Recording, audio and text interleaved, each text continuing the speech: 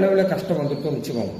குறிப்பாக சரீரத்தில் தீர்க்க முடியாத ஒரு நோய், ரொம்ப கஷ்டப்பட்டு இருக்கான்னு எழுந்து நடக்க முடியல. இந்த மாதிரி சமயத்தில் கூட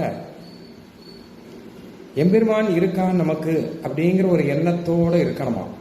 இருக்கணும்னா இருப்பானா, இருக்க முடியுமா அப்படின்னு கேட்டால் அந்த மகா விஸ்வாசம் அப்படிங்கிறது இருந்தால் கட்டாயம் இருப்பான்.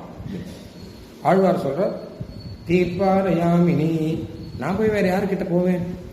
எங்கனம் நாடுதும் அன்னமீர் ஓர்பால் இவ்வொன்னுதல் உற்ற நல்நோய் இது தேரினோம் போர்ப்பாகு தான் செய்து அன்று ஐவரை வெல்வித்த மாயப்போர் தேர்ப்பாகனார்க்கு இவள் சிந்தை துழாய் திசைக்கின்றதே.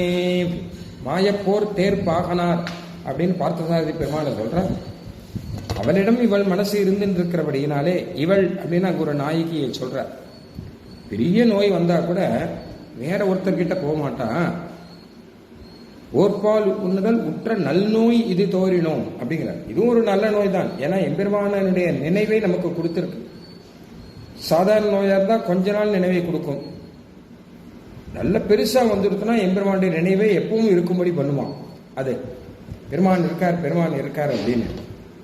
அதனால் இது நல்ல நோய். இது போர்ப்பாக தான் செய்து அன்று ஐவரை வெல்வித்த மாயப்போர் தேர்ப்பாகனார். எவ்வளவு பெரிய கஷ்டம் பாண்டவர்களுக்கு இருந்தது. அவர்கள் கண்ணனிடம் விசுவாசத்துடன் இருந்தபடினாலே கண்ணன் அவர்களை காப்பாற்றவில்லையா? அந்த மாதிரி நமக்கும் ஏதோ நல்லது செய்வான் எம்பெருமான் அப்படின்னு பெரிய அளவுல கஷ்டம் வியாதி எல்லாம் வந்தா கூட கண்ணனை மறக்காமல் இருத்தல் அப்படிங்கிறது இது ஒரு அடையாளமாகும். மகா விசுவாசத்தோடு இருக்காங்கிறது